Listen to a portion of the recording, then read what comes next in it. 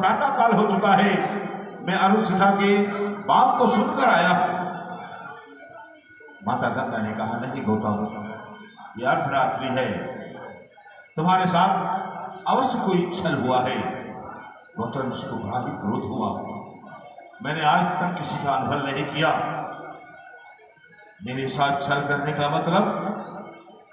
बड़े ही क्रोधावेश में गौतम ऋषि अपने कुटिया की ओर लौट गए।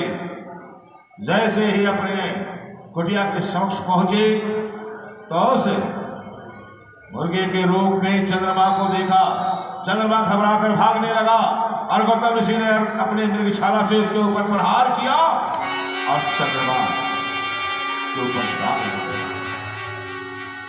फिर गौतम ऋषि ने कुटिया के दरवाजे को ठटकाया, अहिल्ये दरवाजा खोलो, अहिल्ये दरवाजा खोलो, ऐसा पुकार लगाया।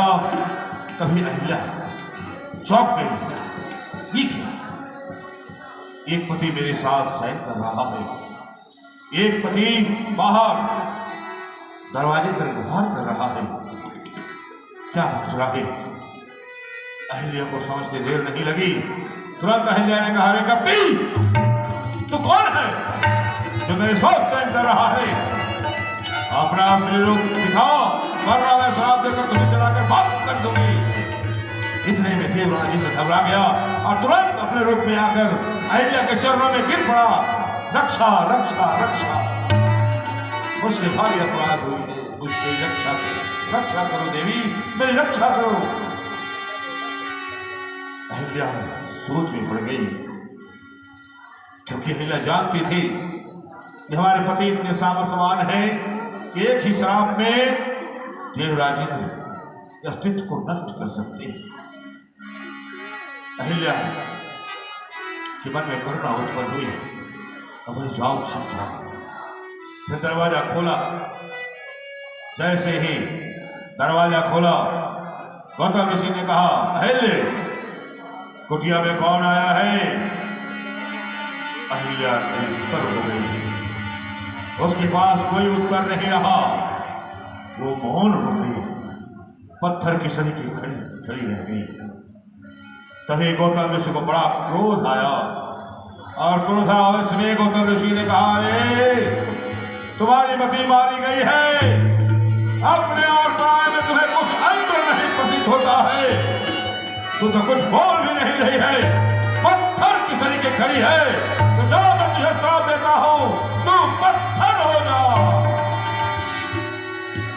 और अहिल्या के बाद गौतम ऋषि ने अपने पुत्र को पुकारा, सतानंद मेरे सामने आओ। सतानंद भाई, कहा कि कुटिया में कौन आया है पुत्र?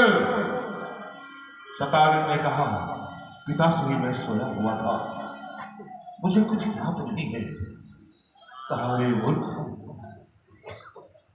तू सोया था, तुझे कुछ ज्ञात नहीं है, तू मुझसे छिपा रहा है, तो जा मैं तुझे श्राप देता हूं, तू दरिद्र हो जा। फिर अपने पुत्री अंजना को बुलाया, अंजने भाई, कहिए पिताश्री, मुझे क्यों याद किया है? गौतम ऋषि ने कहा, बोलो, कुटिया में कौन आया है? कौन आया है कुटिया में? अंजना ने वही उत्तर दिया जो सतानंद ने दिया। गौतम ऋषि और भी क्रोधित हो गए और ये क्रोध का परावार नहीं रहा और इस क्रोध के आधोन में उन्होंने अपने पुत्री को श्राप दिया, अरे तू एक स्त्री होकर, एक नारी होकर इतनी घोर दुनिया में सोती है, तुम्हें कुछ पता नहीं है, तो जाओ ऐसी स्त्रियों का परिणाम उसके जीवन में कलंक लगना है, तो मैं तुम्हें श्राप देता हूं कि तुम्हें कुंवारी अवस्था में ही पुत्र होगा।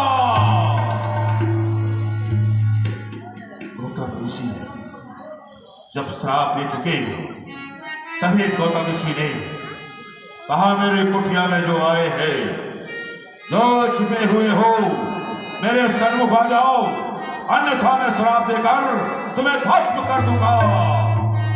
जैसे ही श्राप की बात कही है, देवराज इंद्र आकर चरणों पे गिर गए और गिड़गिड़ाने लगे।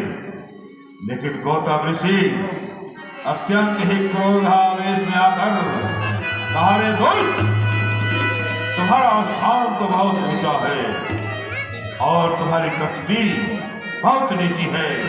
ऊंच निवास नीच करतूती, तुम्हारा कर्म बहुत गिरा हुआ है।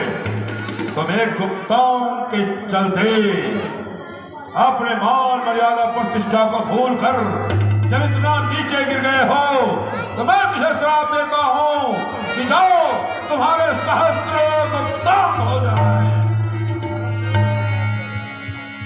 देवराज इंद्र चरणों में गिर गया और कहने लगा, हे ऋषि शिष्य, आपकी वाणी कभी मिथ्या नहीं हो सकती, क्योंकि मिथ्या न होए सत्य करवानी। आपने जो श्राप दिया है वो तो मुझे भोगना ही है, परंतु कहते हैं संत हृदय नवनीत समाना। संत का हृदय मक्खन के सदृश होता है, उससे भी विशेष होता है। कहा कभी पर कह न जाना, निज परिताप दरवही नवनीता, पर दुख दरवही संत सुखनीता। वह मक्खन के ऊपर जब ताप पड़ता है तो पिघलता है, लेकिन संत दूसरे के दुख को देखकर दंगल हो जाते हैं। क्या आपको हम लोगों का दुख कष्ट दिखाई नहीं दे रहा है? क्या आप कृपा नहीं करेंगे? कम से कम इसका उद्धार का मार्ग तो बताइए। तभी गौतम ऋषि ने एक मार्ग दिखाया, उद्धार का मार्ग बताया। आप ठीक कहते हैं देवेंद्र, संत को क्रोध नहीं करना चाहिए, लेकिन मैंने क्रोध किया, श्राप दिया, तो मैं इसका निवारण का भी मार्ग बतला रहा हूं। जब भगवान मनुष्य रूप धारण करेंगे, श्री राम के रूप में जनकपुर जाकर धनुष का खंडन करेंगे, उस समय उसके टंकार को सुनकर तुम्हारा जो यह गुप्तांग है सहस्त्र, ये नेत्र में परिवर्तित हो जाएगी और तुम सौभाग्यशाली होगे जो सीताराम का विवाह 1000 आंखों से दर्शन करोगे। ये तुम्हारा सौभाग्य होगा। फिर पुत्र सतानंद को भी कहा कि पुत्र तुम जाओ, जनक के यहाँ पुरोहिती में रहो, एक दिन वही भगवान का विवाह तुम संपन्न कराओगे, उनके हाथों से जो दक्षिणा पाओगे उससे तुम्हारा कल्याण हो जाएगा। जैसे ही पुत्र यज्ञ को देखा, देखते ही गौतम ऋषि का हृदय करुणा से भर गया। अरे मैंने अपनी पुत्री को श्राप दे दिया, इतना बुरा श्राप दिया कि कुंवारी अवस्था में तड़प लग जाए। पुत्र हो, वह कैसा पिता हो, लेकिन हे पुत्री, मैं तुम्हें आशीर्वाद देता हूं कि तुम्हें कुंवारी अवस्था में पुत्र तो होगा, लेकिन साधारण नहीं होगा, वो भक्तों में महान होगा, जिसका नाम हनुमान होगा, जिससे तुम्हें अब कीर्ति नहीं बल्कि तुम्हारी कीर्ति सारे संसार में हो जाएगी। और फिर अहिल्या को देखकर उन्होंने कहा, अहिल्या तुम अब यही रहो, और मैंने क्रोध किया है इसलिए अब मुझे तपस्या के लिए जाना है, परंतु अपने हृदय में धीरज धारण करना, धैर्य को धारण रखना। एक दिन इसी मार्ग से प्रभु श्री राम जाएंगे और उनके चरण की धूलि तुम्हें प्राप्त होगी। उसी दिन तुम्हारा भी उद्धार हो जाएगा, तुम पतिता से पावन हो जाओगी और मेरे लोग को मेरे पास आ जाओगी। यही इसकी कथा है गौतम ऋषि श्रापस। ये गौतम ऋषि के श्राप का गौतम नारी श्रापस गरे ऊपर चरण रज चाहती कृपा करो रघुवीर, ये आपके चरणों की धूलि बड़ी देवता से कितने काल से आपकी प्रतीक्षा में है, या आपकी चरणों की धूलि प्राप्त करना चाहती है। आप इनको चरणों की धूलि दीजिए और एक काम हे मूर्ति भगवान, यहाँ तो एक ब्राह्मणी है और मैं एक क्षत्रिय हूँ। अपना चरण इस पे कैसे स्पर्श करूँ? हाँ, बहुत सुंदर बात आपने कही। आप क्षत्रिय हैं, ब्राह्मणी हैं, विसंत की पत्नी है, चरण स्पर्श करना उचित नहीं है, लेकिन कहा गया आपातकाल में मर्यादा नास्ति। आपातकाल में मर्यादा का हनन होता है तो करना चाहिए, जिससे कि किसी का खंडन न हो, मंडन हो, किसी को जीवन दान प्राप्त हो, किसी का कल्याण हो, उद्धार हो। उस समय अगर आप अपने मर्यादा का हनन भी करते हैं तो इसमें निसंकोच करना चाहिए। यही सिद्धांत, यही हमारे अध्यात्म सब बताते हैं।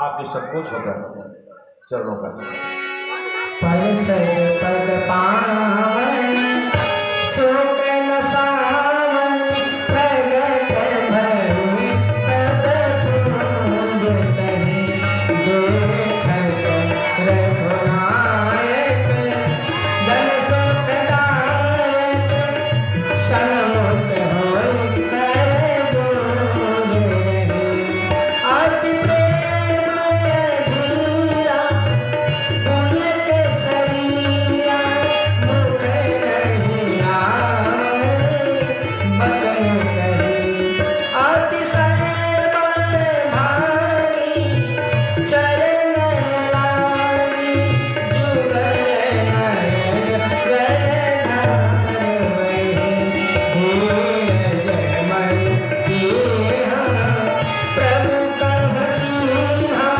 रघुपति कृपा भगति पाई अति निर्मल वाणी आश्रुत ठानी ज्ञान राम जय रघुराई मैं नारिय पावन प्रभु जग पावन रावण विपुल सुखदाई राजीव विलोचन भव भय मोचन पाहि पाहि शरण मोनि श्राप गबीरा अति भल कीन्हा परम अनुग्रह में माना देखे वैलोचन हरि भवलोचन की हरि राम शंकर जाना बिनती प्रभु मोरी मैं मति भोरी नाथ नमा पर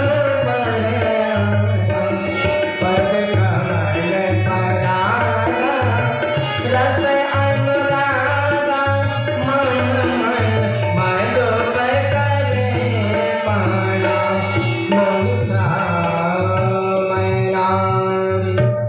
आज ये कुटीर है परम पवित्र नाथ पजरत गोपाल महापातक से छूटी में फल ये परम दिव्य भोग जो आप ही के सदमा से मुनिस के जूटी में जैसे पड़ गई हो वैसे पई हो मिथिला में जाए सुबह आशीष मेरे बूटों की बधूती में। ये तुम्हारा उद्धार हुआ, तुम अपने पति लोग जाओ। सुनिए राजे